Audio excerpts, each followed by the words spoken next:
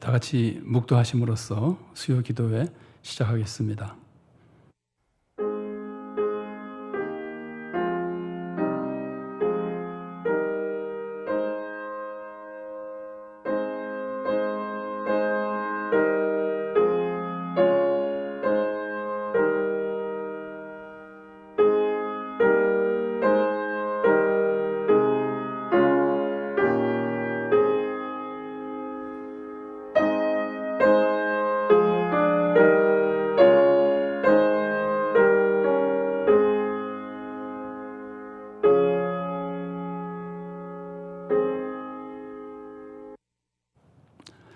다 같이 찬송가 543장으로 찬양하시겠습니다. 543장입니다.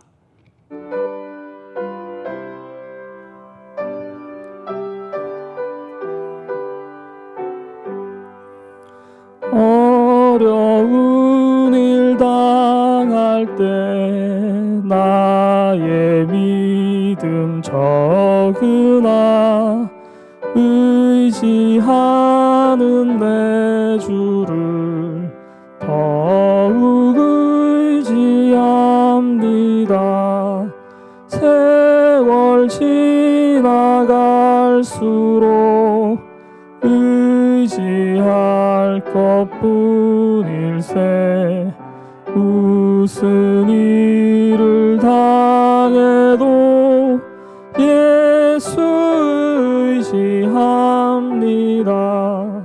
성령께서 내 마음 밝히 비춰주시니 인도하심 따라서 주만 의지합니다. 세월 지나갈수록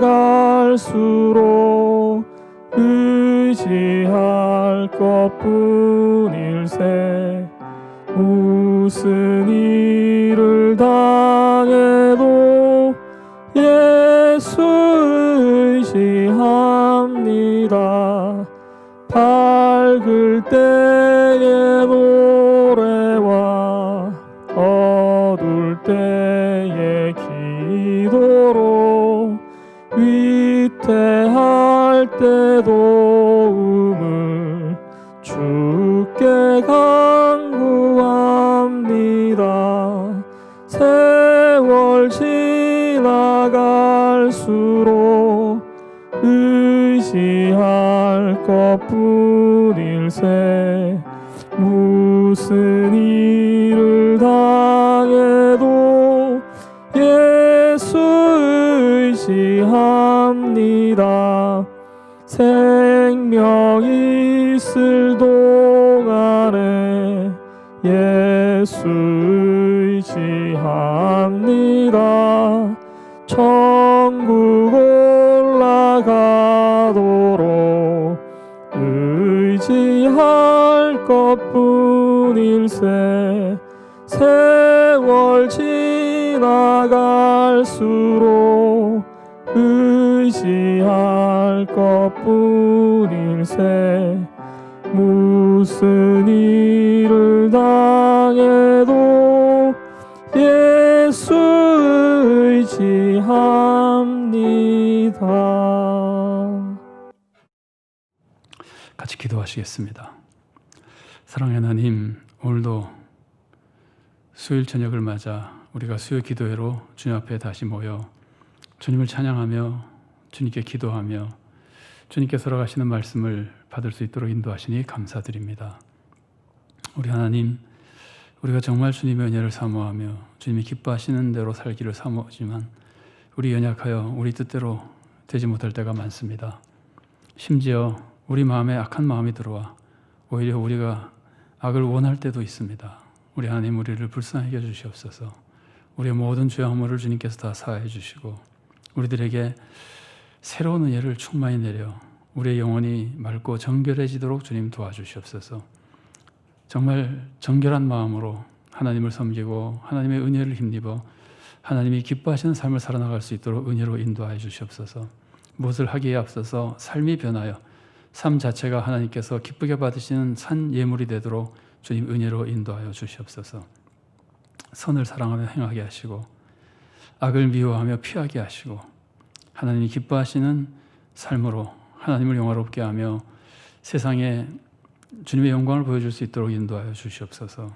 또 우리들에게 권능을 허락하여 주셔서 주님께서 제자들을 선교로 보내실 때 권능을 주시고 병을 치유하며 귀신을 쫓아내며 하나님 나라를 보여주며 세상을 복음으로 구원의 길로 인도하라고 말씀하셨던 것처럼 우리들에게도 권능을 주셔서 우리가 세상을 살아나가며 하나님의 사랑을 보여주고 하나님의 능력을 보여주고 하나님의 나라를 보여주며 세상의 구원의 역사를 이루어나가도록 도와주시옵소서. 교회 안에서부터 치유의 역사가 나타나도록 도와주시고 우리가 사랑하는 마음으로 이웃을 위해 기도할 때 우리 이웃들에게도 치유 역사가 나타나도록 도와주시고 질병이 치유되며 악한 마음이 치유되고 악한 관습이 치유되도록 주님 인도하여 주시옵소서.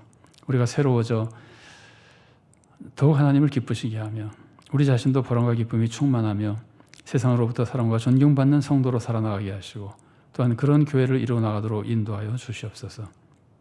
그래야 이곳에서 교회가 소금과 빛의 사명을 감당하며 많은 사람들의 삶에 은혜를 끼쳐주고 구원의 역사를 이루어나가도록 주님 인도하여 주시옵소서.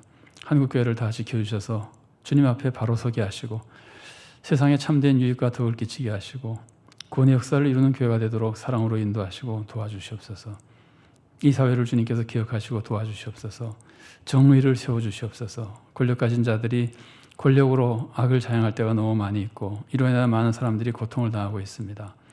하나님께서 간섭하여 주셔서 악한 세력은 물리쳐 주시고 악한 자들은 심판하시고 주님 구원의 역사를 주님께서 친히 이루어 이 세상에 정의가 세워지며 하나님의 축복이 많은 사회가 될 수 있도록 사랑으로 인도하시고 도와주시옵소서.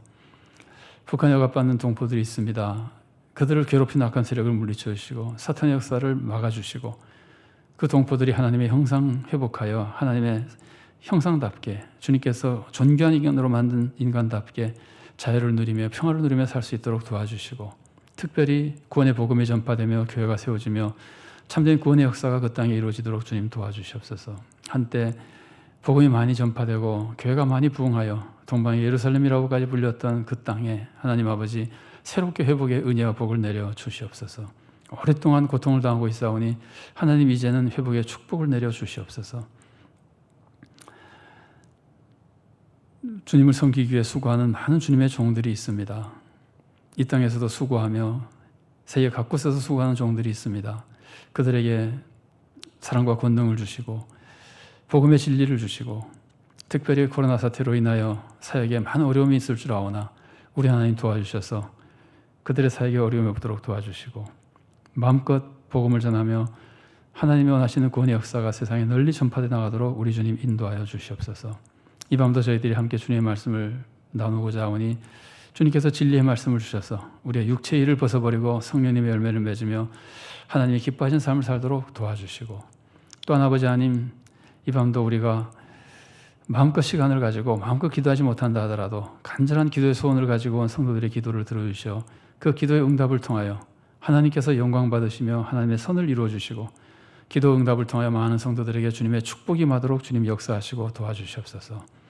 이 기도의 시종을 주님께 맡기옵고 우리의 삶 전체를 주님께서 주관하시옵기를 간절히 바라오며 예수 그리스도 이름으로 기도드리옵나이다. 아멘.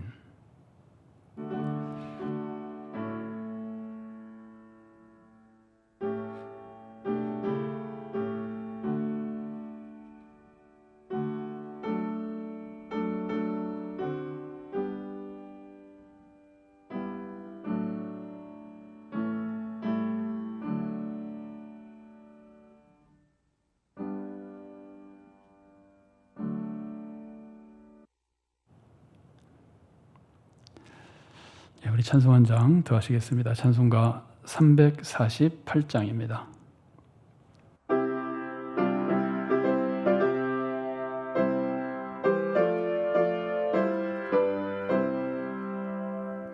마귀들과 싸울지라 죄악 벗은 형제여 담대하게 싸울지라 저기 악한 적병과 심판날과 멸망의 날 내가 섰는 눈앞에 곧 다가오리라. 영광 영광 할렐루야 영광 영광 할렐루야 영광 영광 할렐루야 곧 승리하리라. 마귀들과 싸울지라 죄악 벗은 형제여 고함치는 무리들은 흉한 마귀 아닌가. 무섭고도 더러운 죄 모두 떨쳐버리고 주 예수 붙들라. 영광 영광 할렐루야 영광 영광 할렐루야 영광 영광 할렐루야 곧 승리하리라. 마귀들과 싸울지라 죄악 벗은 형제여 구주 예수 그리스도 크신 팔을 벌리고 너를 도와주시려고 서서 기다리시니 너서 나오라. 영광 영광 할렐루야 영광 영광 할렐루야 영광 영광 할렐루야 곧 승리하리라.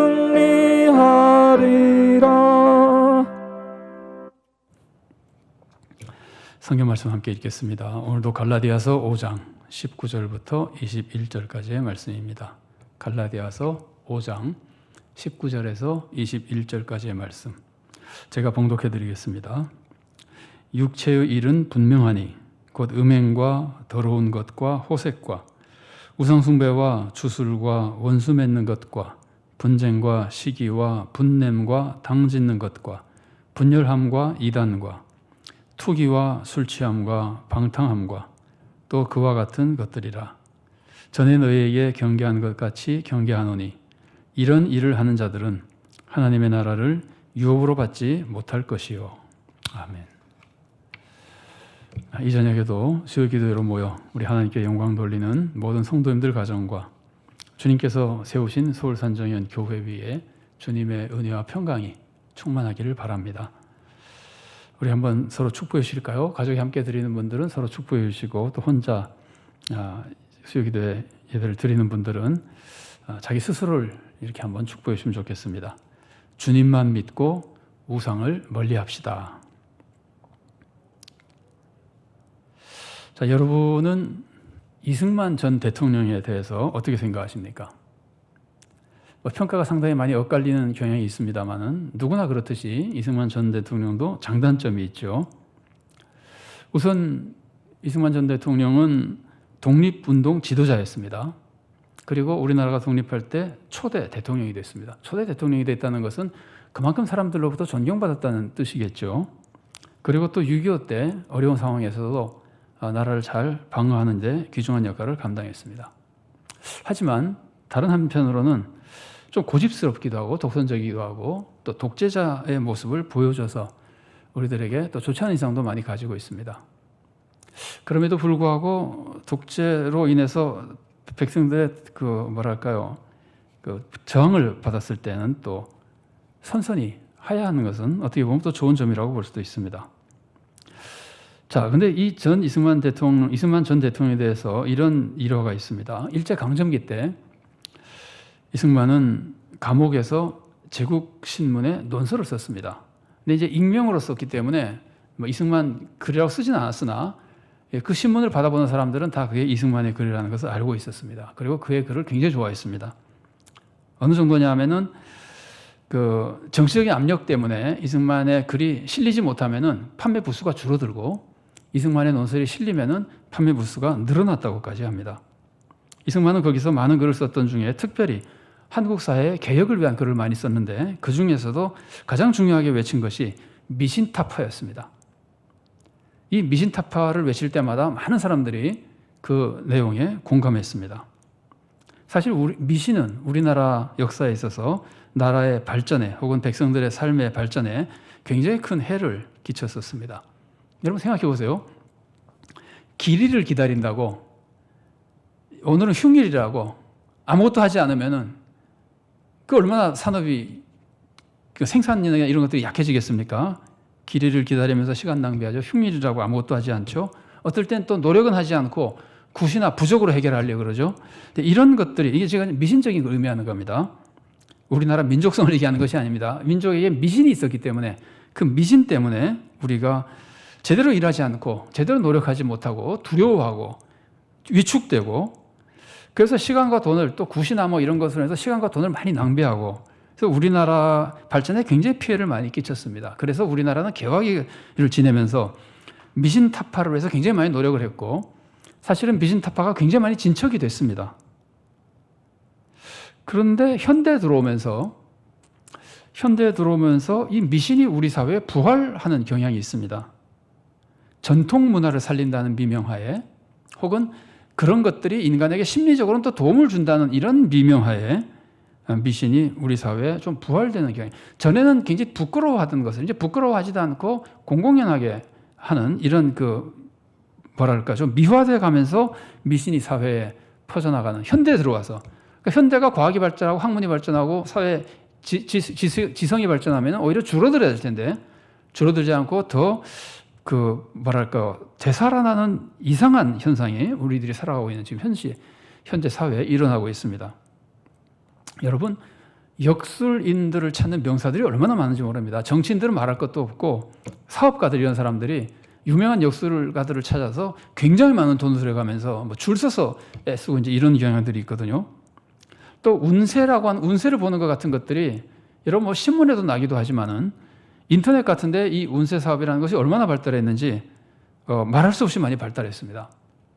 이제는 뭐 여러 가지로 포장이 돼가지고 그 인터넷의 운세 사이트 같은 데 가보면 수많은 역술가들이나 뭐 포장해서 뭐 상담한 사람 비슷하게 나타나가지고 이렇게 미신적인 것들을 가지고 그 사업이 발달하고 있거든요. 우리나라가 이렇게 미신적인 것들이 많이 발달하고 있는데 굉장히 안 좋은 안타까운 현실이라고 볼 수 있습니다. 그런데 제가 미신이라고 지금 말씀을 좀 드리긴 했습니다만은 미신과 종교를 구별하기가 좀 애매한 면이 있습니다. 어느 게 미신이냐 하는 미신의 기준 자체가 판단하기가 좀 애매할 때가 있습니다. 왜냐하면 종교도 신적인 존재를 믿는 거죠. 미신도 신적인 존재를 믿는 겁니다. 그럼 도대체 어떤 차이가 있는 걸까요? 우선 이제 사회적인 경향에서 우리가 입장에서 그냥 보면은 합리적으로는 말이 안 되고 합리적인 말이 안 되고 또 사회적인 건전한 사회생활이나 이런 것들과 벗어나는 너무 비합리적이고 건전한 삶과 벗어나는 유형의 신앙을 가진 것은 우리가 보통 미신이라 그럽니다. 그런데 그 반면에 신적인 존재를 믿고 있긴 하지만 건전한 사회생활에 별로 해가 되지 않고 일반적으로 사람들이 다 저 정도는 문제가 없는 종교다라고 생각하는 종교로 인정되는 것들이 있습니다. 대개는 이제 그 윤리성을 가지고 있는 종교 이런 것들이 보통 인정이 되죠. 사회적으로 문제를 안 일으키니까. 그래서 많은 사람들이 사회적으로 인정을 받는 종교라는 게 있고 말이 안 되는 것을 하고 또 비건전한 행동을 하고 신앙관 자체가 비건전하고 이런 것들이 있고 그래서 좀 비건전한 사회적으로 볼 때 비건전한 합리적으로 너무 말이 안 되는 이런 것들을 미신이라고 하고 사회에서 보통 인정하는 종교는 보통 종교라고 이렇게 종교와 미신을 구별할 수 있습니다. 근데 이제 제가 걱정이라고 말씀드리는 건 뭐냐면 그것이 현대 한국에 이제 한국이 현대화되면서 현대 생활에 들어오면서 비상식적이고 비건전한 것인데도 불구하고 이전에로 봐서는 미신이라고 해야 되는데도 불구하고 그 미신이 지금은 다른 이름으로 포장이 돼서 가장 대표적인 것이 전통문화. 이건 우리의 전통문화, 토속문화다, 뭐 전통문화다 이러면서 미신이 마치 문화인 것처럼 아니면은 사람들에게 심리적으로 도움을 주는 뭐 심리적인 도움을 주는 기구인 것처럼 이렇게 포장이 되면서 내용은 미신인데 이 사회에 지금 많이 퍼지고 있다는 겁니다. 이미 많이 퍼져 있고 상당히 이제 위험한 우리들의 신앙생활에도 위험하지만 사회적으로도 굉장히 해가 되는 위험한 것이라고 볼 수 있습니다. 사실 제가 종교와 미신이라고 불렀습니다만은 이제 우리의 신앙으로 볼 때 유일한 참 하나님을 믿는 참된 신앙의 입장에서 볼 때는 종교건 미신이건 참신이 아닌 것을 믿는 거잖아요.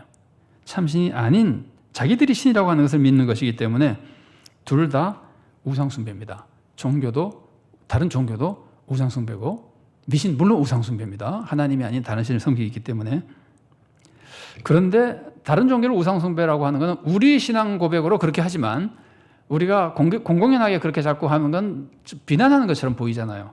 그래서 그것은 남을 사회적인 입장에서 볼 때 남을 비난하는 것으로 보이기 때문에 사실은 선교에 오히려 별로 도움이 안 될 수도 있습니다. 우리가 교리적으로 종교적으로 신앙적으로는 당연히 그렇게 얘기해야 되고 그렇게 복음을 전해야 되지만 사회적으로 그것을 사회적인 비난을 하는 것은 별로 도움이 안 될 수도 있습니다. 그래서 우리가 다른 종교를 뭐 미신이라고 하거나 혹은 우상숭배라고 이렇게 비난을 대외적으로는 잘 하지 않습니다. 여러 가지 사회적인 인권 존중이나 아니면은 이제 선교적인 차원에서 그렇게 하는 거라고 볼 수 있죠. 그래서 우상숭배나 미신이나 원칙적으로 보면은 미안합니다. 타 종교나 미신이나 원칙적으로는 다 우상숭배나 마찬가지이기 때문에 우리들 입장에서는 다 비슷하지만 사회에 영향을 미치는 것은 다른 종교들은 사회에 악영향을 별로 미치지 않고 미신은 악영향을 많이 미치기 때문에 사회적으로 이걸 조금 구별해 볼 필요도 있습니다. 그래서 요것이 이제 우리가 처음에 제가 짚고 넘어가야 될 것이 이제 내용인데 우리의 신앙으로는 둘 다 타종교나 미신이나 다 하나님을 믿는 것이 아니고 우상숭배고 결국 구원의 길을 이루지 못하고 이제 참 신앙의 입장에서 참 신앙을 방해가 되는 것이기 때문에 영적으로는 상당히 다 해로운 것들입니다. 그러나 사회생활에 있어서는 우리가 세상에 나가면 사회법을 지키는 것처럼 사회생활에 있어서는 종교는 다른 종교도 사회에 큰 악을 끼치지 않고 사회적으로는 미신은 사회적으로마저도 악을 끼치기 때문에 이것은 사회적으로는 좀 구별할 필요가 있다. 이제 이런 정도로 우리가 생각을 하고 넘어가도록 하겠습니다.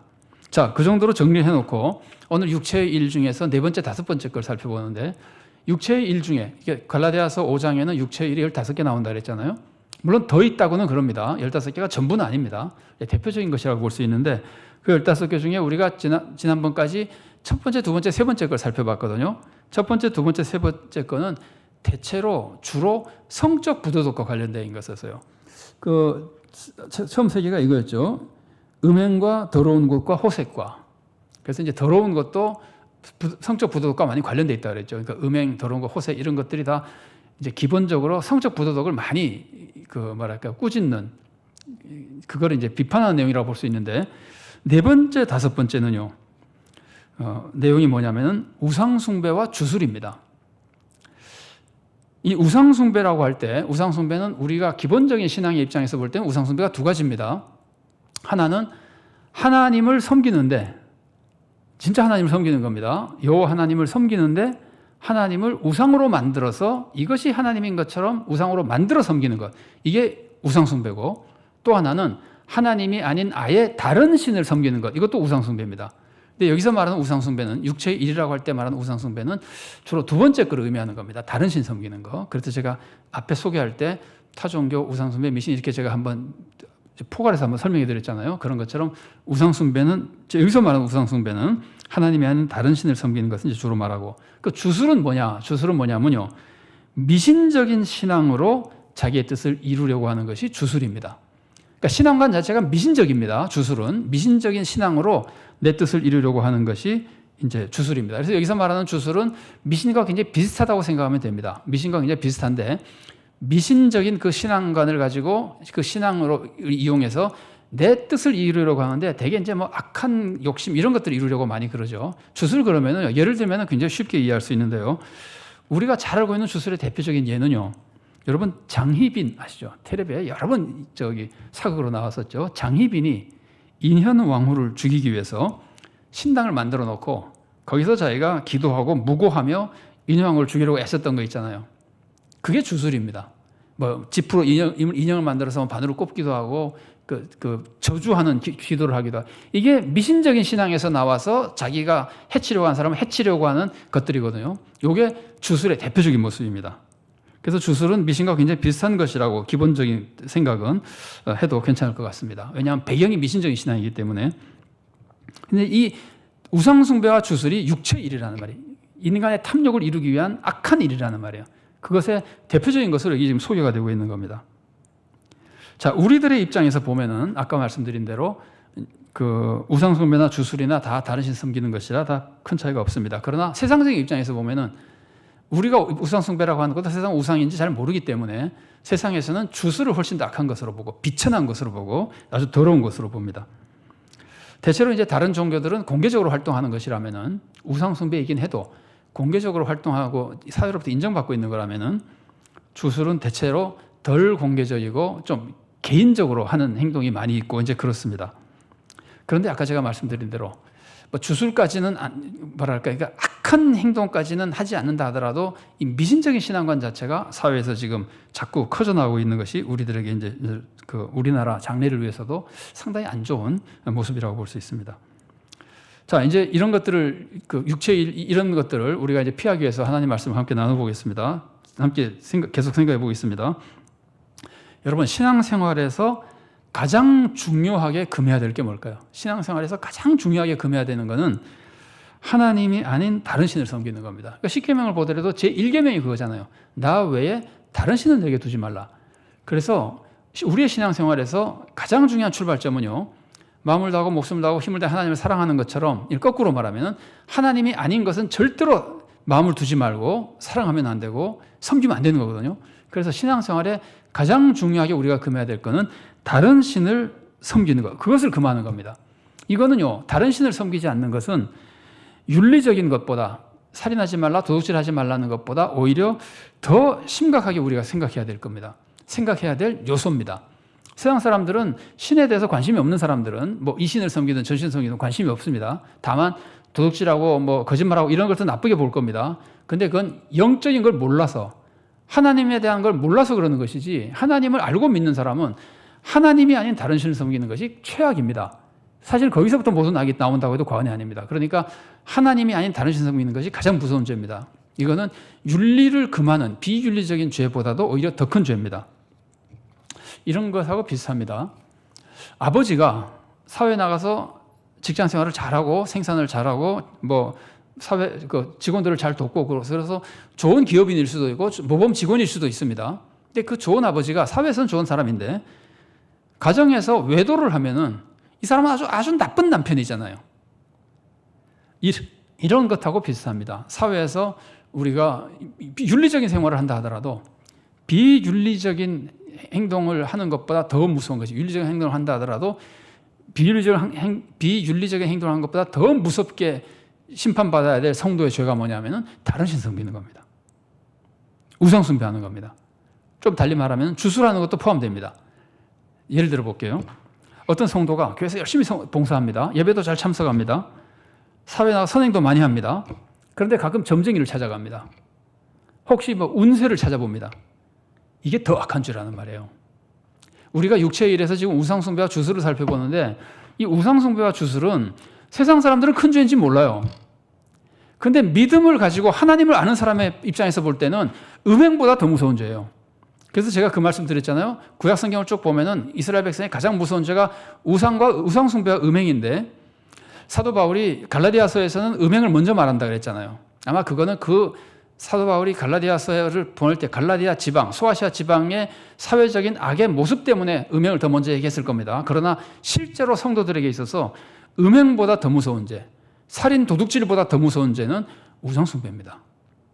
그러니까 우리가 이걸 사실은 우리가 너무 쉽게 생각하는 경우들이 있어요. 뭐 운세 좀 보면 어때? 재미로 보는데. 아닙니다. 그러면 안 됩니다. 그렇게 그 미신적인 거, 이런 거에 우리가 관심을 가지고 빠지면은 아주 하나님이 싫어하시는 겁니다. 큰 무서운 죄입니다. 그래서 우리가 이런 것들을 이제 잊지 않고 이 우상숭배와 주술, 이게 다른 신을 찾는 것이고 하나님이 십계명 1계명에서 금한 것이고 우리들에게 굉장히 무서운 죄라고 하는 것, 여기서부터 또 수많은 죄가 나온다고 하는 걸 우리가 절대로 잊지 말아야 됩니다. 자, 그러면은 왜 사람이 다른 신을 찾을까요? 첫째로 하나님을 안 믿기 때문입니다. 우선 하나님을 몰라서 안 믿는 사람, 다른 신 찾을 수밖에 없잖아요. 사람은 본성적으로 영혼을 사모하는 마음이 있으니까 뭔가 영원한 존재, 신적인 존재를 찾는데 하나님을 모르면 다른 신을 찾을 수밖에 없죠. 다른 신을 찾는 이유는 첫째 하나님을 모르기 때문입니다. 그런데 하나님이 있다는 걸 몰라도, 계신다는 걸 몰라도 다른 신을 찾지만 하나님이 어떤 분인지를 몰라도 다른 신을 찾게 됩니다. 하나님은 전지전능하신 분이잖아요. 우리 아버지시고 우리를 사랑하시잖아요. 이걸 몰라서 하나님만으로는 안 될 텐데라는 생각한다고 생각해 보세요. 하나님만으로는 안 될 텐데 뭔가 좀 더 있어야 될 텐데 그럼 다른 신 찾게 되는 거예요. 이게 우상숭배고 그러다가 이제 미신도 찾게 되는 거예요. 여러분 그 성도들 사이에 이제 굉장히 많이 알려져서 우리 성도님들도 많이 들어보신 적이 있는 아마 우화일 텐데 이런 우화가 있습니다. 이게 잘 보여주는 우화라 제가 예를 한번 소개해 드리겠습니다. 어느 성도가 주일날 등산을 가끔 갔습니다. 그래서 이 교회 가는 거 가야 된다고 생각하면서도 하도 등산을 좋아해가지고 자꾸 교회 빠지고 등산을 가는데 하루는 주일날 등산을 갔다가 미끄러져가지고 절벽에 떨어졌어요. 근데 다행히 천만다행히 절벽에서 이렇게 뻗어나온 가지에 걸려가지고 가지를 이제 붙들고 이제 뭐랄까요 살았어요. 목숨은 건졌는데 올라갈 길이 없는 거예요. 그래서 이제 하나님께 간절히 기도하는 겁니다. 가지를 붙들고 하나님 내가 잘못했습니다. 제발 좀 살려주십시오. 막 기도하니까 하나님 응답을 해주세요. 그래 내가 너 살려줄게. 그래서 속으로 내가 정말 잘 됐다. 내가 하나님을 제대로 믿었구나. 내가 이럴 때 하나님 안 믿고 딴 신 믿었으면 큰일 날 뻔했지. 뭐 이러고 있는데 하나님이 살려주십시오. 그러니까 하나님이 그래 살려줄게. 그러고는 그 나뭇가지를 먼저 놔라 그러는 거예요. 내가 나뭇가지를 놓으면은 내가 딱 받아가지고 위로 올려다 줄게. 이 사람이 생각에 나뭇가지를 놓으면 죽을 것 같거든요. 그래서 이 사람이 위를 다시 쳐다보면서 이렇게 말했습니다. 그 위에 하나님 말고 다른 분은 없어. 이게 우화지만 아마 기독교인들을 좀 비판하려고 하는 우화 같은데 이게 우화지만 다른 신을 찾는 이유가 이것 때문에 그러는 겁니다. 하나님만으로 안 된다고 생각할 때 다른 거에 도움을 좀 받아보려고. 그래서 교회에서 신앙생활 하다가 내가 교회생활 신앙생활 했는데 왜 병도 안 나고 잘 안 되네. 그러면 다른 것 좀 도움 받아야 되는 거 아닌가 하고 이제 굿이나 점쟁이나 이렇게 찾아다니는 거거든요. 그러니까 하나님을 안 믿을 때 우상숭배에 빠지고 미신을 찾는데 몰라서 그렇거나 알아도 제대로 믿지 않을 때 그렇게 되는 겁니다. 그래서 우리가 하나님의 말씀을 들어도 내 뜻과 다르면은 내 뜻에 맞는 것을 해보려고 다른 신을 기웃거리거나 다른 데를 찾아보거나 이제 이런 위험에 자꾸 빠지는 겁니다. 하나님이 내 소원 안 들어주면은 이제 미신이나 이런 데 자꾸 찾아가는 겁니다. 안 믿기 때문에 그렇고. 그래서 사람들이 우상숭배를 하는 목적은요, 자기 욕심을 채우기 위해서 그러는 겁니다. 내가 무엇을 이루고 싶은데 하나님이 안 해주니까 다른 우상이라도 찾아보자. 이게 욕심을 이루기 위해서죠. 아니면 이제 아무것도 모르니까 뭘 이루고 싶은데 하나님을 몰라도 뭔가 도움을 받으려고 하다 보니까 결국은 다른 신적인 존재를 찾게 되거든요. 그게 다 우상숭배거든요. 그래서 사람은 욕심 때문에 우상숭배를 하게 되는 겁니다. 그래서 성경은 탐욕, 욕심, 탐심이 우상숭배라고 가르치는 겁니다. 자, 골로새서 3장 5절 말씀을 제가 봉독해 드리겠습니다. 그러므로 땅에 있는 지체를 죽이라. 곧 음란과 부정과 사욕과 악한 정욕과 탐심이니 탐심은 우상숭배니라. 자, 이 탐심이 우상숭배라고 하는 것은요, 두 가지 의미로 좀 구별해 생각해 볼 수가 있어요. 우선요, 탐욕 자체가 우상입니다. 왜냐하면은 하나님을 섬겨야 될 사람이 내가 욕심이 생겨가지고 내 욕심을 이루기 위해서 하나님을 버리잖아요. 그러면은 욕심 자체가 하나님 대신 섬기는 우상이잖아요. 그래서 내 욕심을 섬기는 거거든요. 그래서 탐욕이 우상숭배가 되는 겁니다. 근데 이거는 좀 달리 말하면은 내 욕심을 이루기 위해서 하나님을 버린다고 하는 건 결국은 누굴 섬기는 건가요? 하나님을 섬기는 겁니까? 나를 섬기는 겁니까? 나를 섬기는 거죠. 내 욕심을 이루려고 한다는 건 나를 섬기는 겁니다. 그래서 탐심이 우상숭배라고 하는 것은 사실은 내가 우상이 되는 겁니다. 내 욕심이 우상이 되는 겁니다. 이게 한 가지 모습이고, 비슷하지만 조금 구별해서 생각해 볼 수 있는 것은 내가 욕심을 이루기 위해서 뭘 하면 된다고 사람들이 자꾸 얘기하니까 그걸 찾아가는 거예요. 어디 용한 사람이 있어. 그래서 그걸 찾아가는 거예요. 그러면 내가 욕심을 이루기 위해서 하나님이 아닌 다른 점쟁이라든가 다른 종교라든가 이걸 찾아가는 거예요. 그래서 탐심 때문에 다른 우상을 섬기게 되는 거예요. 약간 다르죠. 하나는 욕심 자체가 하나님을 버리는 우상이 되고, 이거는 나를 섬기는 우상, 내가 우상이 되는 겁니다. 그 다음에 똑같은 마음이지만 내가 혼자 못하니까 이걸 이루기 위해서 무언가 도움을 받으려고 할 때 하나님이 아닌 다른 것을 섬겨서 이 우상을 섬기게 되는 겁니다. 그래서 탐심은 결국 우상숭배를 낳게 되고, 탐심 자체가 우상숭배가 되는 겁니다. 그런데 이제 탐욕을 이루기 위해서 이제 그러니까 우상숭배와 주술은 결국은 뭘 이루기 하면 자기 욕심을 이루려는 거잖아요. 자기 육체적인, 그러니까 이 세상에서 욕심을 이루려는 거잖아요. 탐심이라고 하는 것이. 그래서 이것은 내 육체를 따르는 일이고, 그래서 이게 육체의 일이 되는 겁니다. 우리가 지금 육체의 일과 성령님의 열매를 구별해서 육체의 일을 하면 안 되는 것인데 15개나 되는 이걸 우리가 지금 살펴보고 있잖아요. 그래서 육체의 일이 이제 아까 말한 대로 음행과 더러운 것과 호색과 그다음에 우상숭배와 주술이라 그러는데, 이 우상숭배와 주술이 육체의 일이 되는 이유가 그것 때문입니다. 내 욕심을 이루기 위해서 하는 것이기 때문에 우상숭배와 주술은 육체의 일이 되는 겁니다. 자, 그런데 이 미신이라고 하는 것이 사람들이 언뜻 보기에는 말이 안 되는 것 같은데도 많은 사람이 속잖아요. 사람들이 왜 미신에 속을까요? 첫째로는요, 미신이 큰 소리 치기 때문입니다. 사람이 약해지면은요, 큰 소리에 약해집니다. 아니, 내가 자신이 있으면 누가 큰 소리 쳐도 두렵지 않은데, 내가 자신이 없어지면 큰 소리 치면 두렵고, 큰 소리 치면 의지하고 싶어지는 겁니다. 내가 약해지면은. 그래서 사람들이 미신에 빠지는 거는 자기가 뭔가 결핍이 있을 때 미신에 빠지거든요. 그럴 때 미신을 가지고 있는 사람들이 큰 소리를 막 빵빵 치고 그러면은 그거에 혹해져 가지고 미신에 빠지게 되는 겁니다. 그래서 미신 사업을 하는 사람들이요, 미신 사업, 아까 제가 소개해드린 이런 여러 가지 역술이나 이런 것들 하는, 이런 미신 사업을 하는 사람들은 큰 소리를 칩니다. 큰 소리를 쳐야 사람들이 오니까. 자기 이권, 돈 벌기 위해서, 이권을 위해서 큰 소리 치며 사람들을 선동하고 사람들을 모으고 사람들은 속아서 따라가고 미신 숭배자가 되는 겁니다. 반면에 참신앙은 큰 소리 잘 안 쳐요. 물론 진리에 대해서는 큰 소리 칩니다. 그러나 그 진리를 생활에 적용할 때 한 건 한 건에 대해서 함부로 큰 소리 치지 못합니다. 예를 들어서 하나님은 우리들에게 항상 좋은 것을 주십니다. 확실한 진리죠. 이거는 큰 소리 칠 수 있습니다. 그런데 어느 것이 이 시간에 그 사람에게 가장 좋은 건지는 잘 모를 때가 있어요. 이것도 물론 계시를 받아서 확실히 아는 경우가 있습니다. 그럴 땐 큰 소리 쳐도 되지만, 보통은 진리는 확실한데, 하나님이 좋은 걸 주시는 건 확실한데, 이 시간에 이 사람에게 가장 좋은 것이 무엇인지, 하나님이 무엇을 주실지는 일일이 다 하나님이 안 가르칠 때가 많기 때문에, 이거는 진리를 믿는 사람들은 잘 모르는 경우가 많이 있어요. 그러니까 그것에 대해서 큰 소리 치지 않는 겁니다. 예를 들어서 입학을 앞둔 사람에게 염려하지 마라, 기도하고 최선을 다하고 하나님은 항상 너에게 가장 좋은 길로 인도해 주실 것이다. 이건 큰 소리 칠 수 있습니다. 항상 좋은 길로 인도해 주시니까. 그런데 너 걱정하지 마라, 아무 대학에 무슨 과에 꼭 합격될 것이다. 이런 식의 큰 소리는 보통은 잘 안 치는 겁니다. 하나님이 꼭 알려주셨으면은 그럴 수도 있으니까, 그런 경우도 있으니까 큰 소리 쳐도 되지만, 진리를 추구하는 사람들은 진짜 하나님의 진리 중에 내가 모르는 부분이 있기 때문에 모르는 부분에 대해서는 큰 소리 치지 않는 겁니다. 그래서 이 미신이 오히려 더 큰 소리를 더 많이 치고, 그래서 더 사람들을 폭하게 만들 위험이 있는 겁니다. 예를 들어서 대표적으로요, 여러분 재림이라고 생각해 보세요. 재림. 예수님 반드시 재림하십니다. 진리죠. 이거는 언제든지 우리가 큰 소리 쳐도 돼요. 예수님 반드시 재림하십니다. 그런데 예수님이 언제 재림하실지는 모르죠. 이건 하나님이 아예 안 가르쳐 주겠다 그러기 때문에 아무도 모르는 겁니다. 그래서 예수님이 반드시 재림합니다 하고는 큰 소리 치지만, 예수님이 5년 후에는 반드시 올 겁니다, 5년 내에 올 것입니다, 이렇게는 아무도 큰 소리 치지 못합니다. 진리를 아는 사람은. 그러나 미신적인 사람들을 끌어모으고 자기 이권을 챙겨야 되는 사람은 그걸 큰 소리 친단 말이에요. 예수님은 언제 오십니다. 이게 시한부 종말론들이죠. 종말론자들이죠. 그렇게 얘기하면 사람들이 혹하거든요. 오히려 큰 소리 치니까.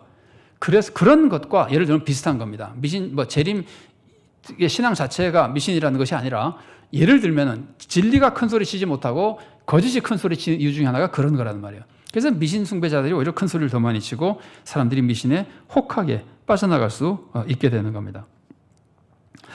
자, 그 다음에 또 하나 미신에 속는 이유 중에 하나는요, 미신도 간증이 있기 때문에요. 우리가 이제 하나님 믿고 하나님의 은혜를 체험하고 축복을 체험하면 간증하잖아요.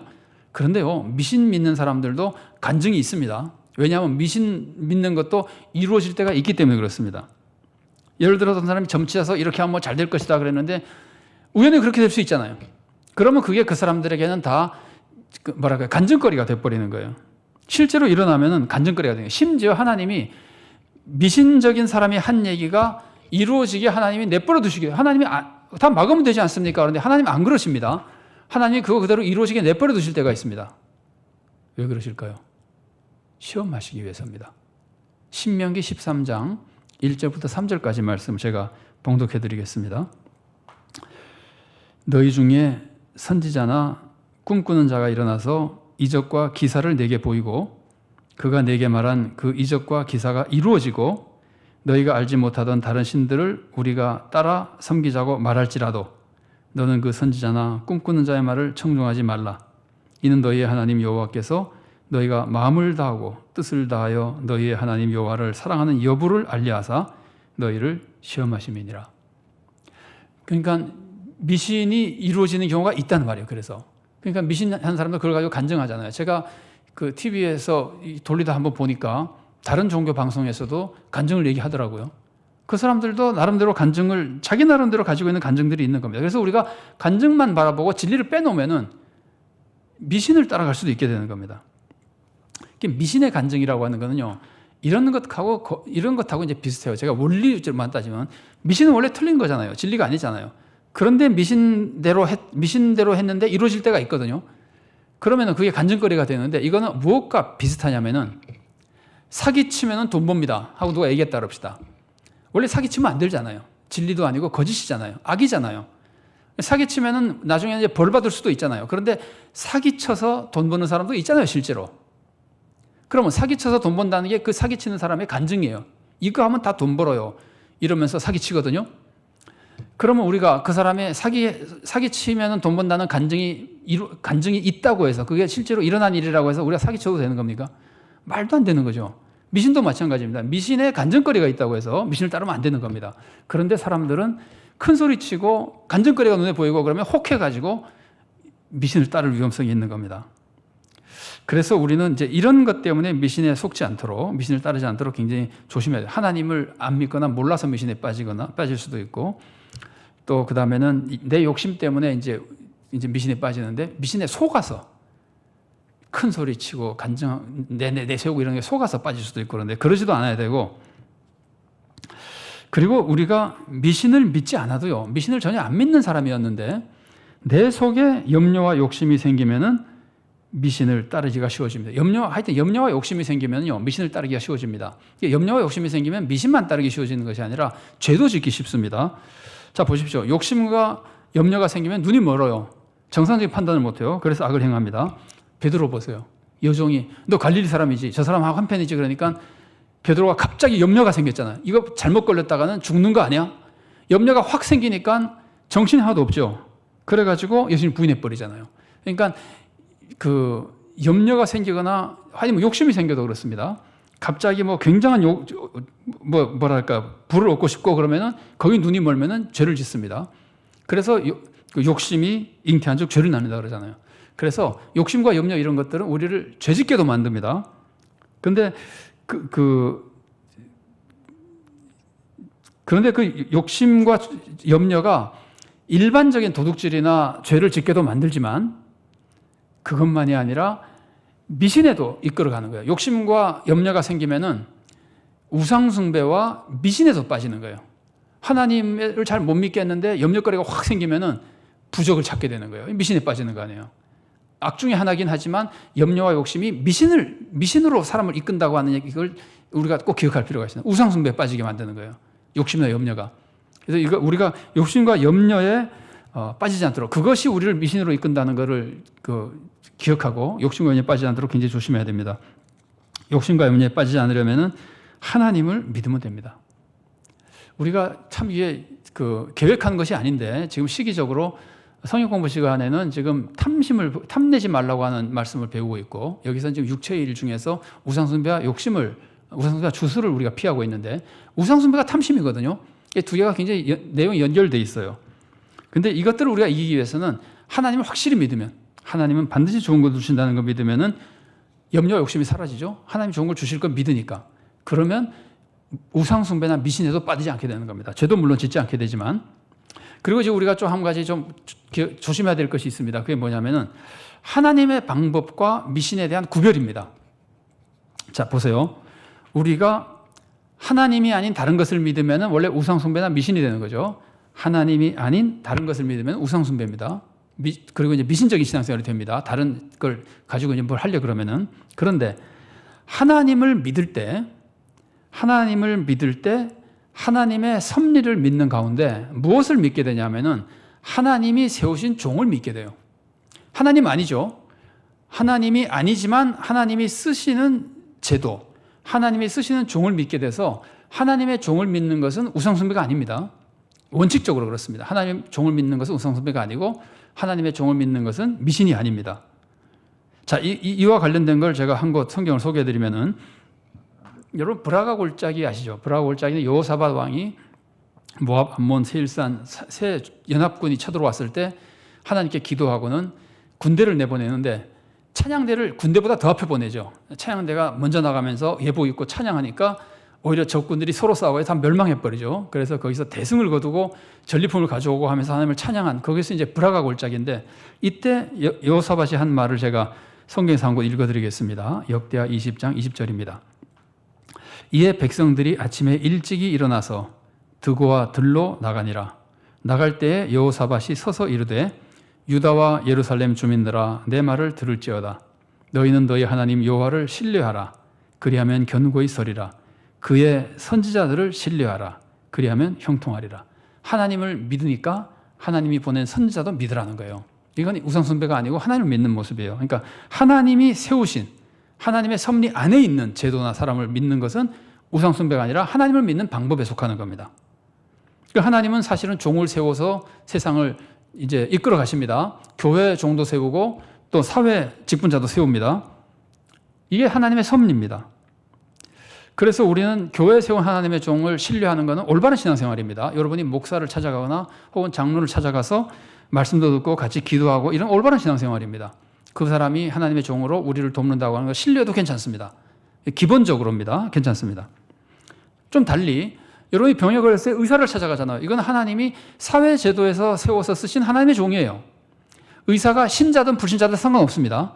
하나님의 섭리로 하나님이 의술을 주시고 그걸 통해서 사람들을 치유하도록 섭리하고 계시는 겁니다. 그러니까 아플 때 의사 찾아가는 것은, 의사가 불신자라더라도 그 의사를 찾아가서 병의 치유를 해서 노력하는 것은, 건강 도움을 받는 것은 올바른 신앙생활입니다. 괜찮습니다.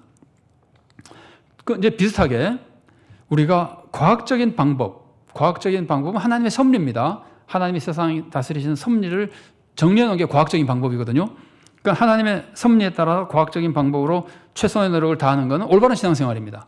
그런데 과학적인 방법이 아닌, 하나님의 섭리가 아닌 방법으로 이상한 복을 받고 내 뜻을 이루려고 하는 것이 이제 미신이란 말이에요. 대표적으로 열심히 일하고 안전하게 운전하고 이렇게 노력하는 것은 올바른 신앙생활이죠. 그런데 돼지머리 갖다 고사를 지내고 자동차 새로 사면은 돼지머리를 갖고 고사를 지내, 이거는 하나님의 섭리가 아니잖아요.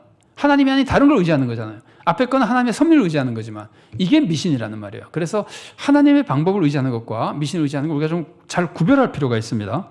또 초과학적인 것도 하나님의 섭리예요. 돼지머리는 하나님의 섭리가 아니니까 미신이지만은, 하나님은 세상의 법칙을 초월해서 기적을 베푸시잖아요. 그래서 과학적이 아니지만, 초과학적이지만 하나님께 이루어달라고 기도하는 것은 우상숭배가 아니고 미신이 아니에요. 진짜 하나님을 섬기는 올바른 신앙생활이에요. 이런 것들을 우리가 잘 구별해서 신앙생활할 필요가 있습니다.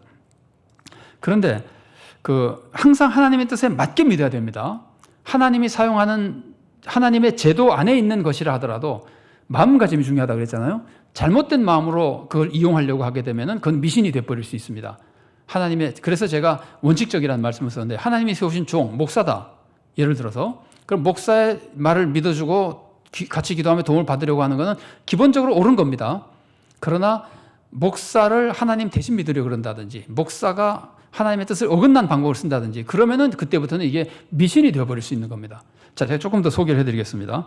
그래서 하나님의 뜻에 맞는 방법으로 하나님을 뜻을 찾고 도움을 받으려고 해야 미신이 아닌 올바른 신앙생활이 되는 겁니다. 예를 들어서 기적을 사모한다.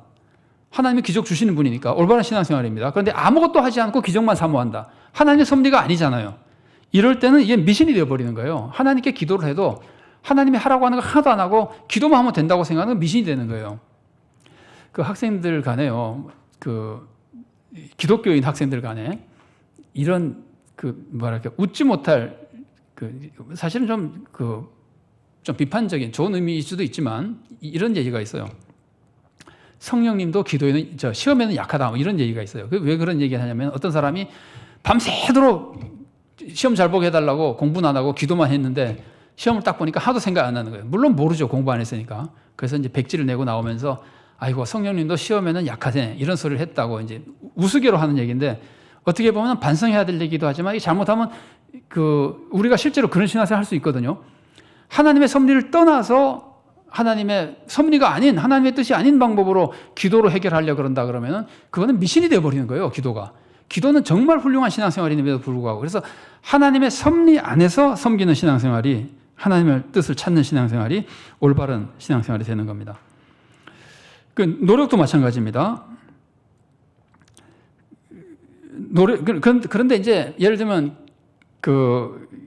노력을 혹시 못했다 하더라도 노력을 안 하면 무조건 안 되는 건 아닙니다. 노력을 못했으나 정말 지금 회개하고 하나님 제가 노력 못했지만 좀 도와주십시오라고 기도하는 거 있을 수 있습니다. 그런 건 있을 수 있는데 마음가짐 자체가 잘못돼서 노력은 안 해도 기도만 하면 된다는 식의 하나님 방법이 아닌 마음을 가질 때 미신이 된다는 거예요. 선지자를 믿는 것도 마찬가지예요. 하나님 말씀을 믿고 그 다음에 선지자가 하나님 말씀을 전할 때 그에 따라서 함께 기도하고 하나님 은혜를 사모하면 미신이 아닙니다. 그런데 이 선지자는 반드시 하나님의 섭리를 따르는 사역자여야 됩니다. 하나님 말씀을 전하는 사람이어야 됩니다. 그런데 제도적으로는 선지자여도 총회에서 인정받고 노회에서 안수를 받은 목사라 하더라도 그 사람이 잘못된 마음을 가지고 있을 때는 참 선지자가 되지 않고 그런 사람을 따를 때는 오히려 미신적인 신앙이 되어버리는 겁니다. 그러니까 제도의 직분만으로 올바른 하나님의 섭리가 되는 건 아니고 올바른 믿음과 올바른 마음이 굉장히 중요한 겁니다. 그래서 예를 들면 우리가 목사를 대할 때 그냥 이건 예입니다. 이게 지금 하나님의 섭리로 쓰는 대표적인 그냥 일꾼이라고 생각해서 예를 드는 겁니다. 또 목사에 대한 비판적인 얘기를 하려면 목사 얘기하는 게 좋지 장로의 비판적인 얘기하는 건 좀 안 좋잖아요. 그래서 제가 이제 목사에 대해서 얘기하면은 목사가 바른 사역을 할 때 하나님의 종으로 믿고 그 하나님의 말씀을 받고 사역하는 건 굉장히 훌륭한 신앙생활에 속하고 그런데 목사가 전하는 하나님 말씀은 뭐 별로 관심이 없이 목사를 대접만 잘하면 축복을 받는다. 주의 종을 냉수를 한 그릇에서 대접하면 상을 잃지 않는다 그랬으니까 목사에게 뭘 대접을 해주면은 내가 복을 받는다. 이런 식의 생각을 하는 건 하나님의 섭리가 아니잖아요. 하나님의 섭리는 목사 잘 먹여서 상 받으라는 게 하나님의 섭리가 아니잖아요. 하나님의 섭리는 목사를 통해서 주는 하나님 말씀대로 올바른 신앙생활하는 게 하나님의 섭리잖아요. 그러니까 올바른 신앙생활은 약하고 그냥 목사를 대접해서 잘 된다고 생각하는 것을 가지고 있을 때는 이거는 미신적인 신앙생활이 되어버리는 겁니다. 물론 목사를 대접하는 것이 목사를 존중하고 목사를 격려하고 이런 의미로 대접하는 건 나쁘다는 게 아닙니다. 목사 대접하는 건 다 미신이라는 거 아닙니다. 오해하지 마시고 마음가짐이 중요하다는 겁니다. 이런 거의 대표적인 사건이 뭐냐면요.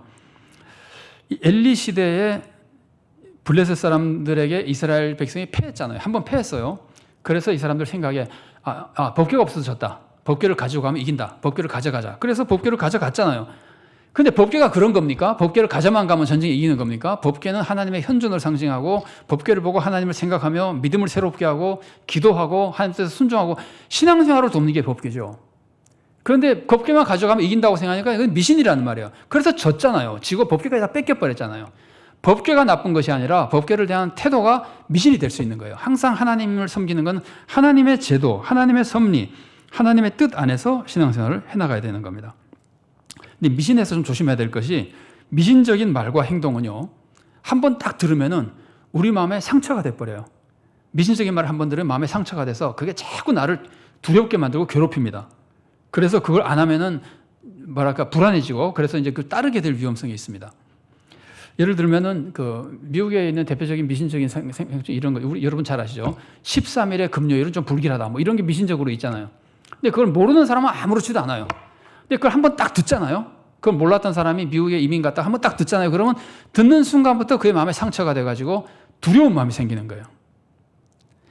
그래서 우리는 이런 것들, 미신적인 말은 들을 때 우리들을 칠 수 있기 때문에 굉장히 굳건한 믿음으로 이겨내야 되고 미신적인 생각이나 말들은 듣거나 보지 않는 것이 굉장히 우리들에게 유익합니다.